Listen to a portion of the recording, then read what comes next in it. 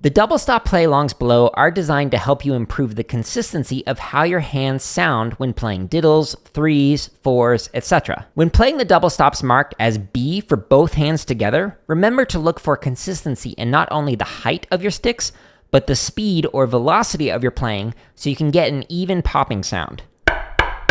instead of a flam sound.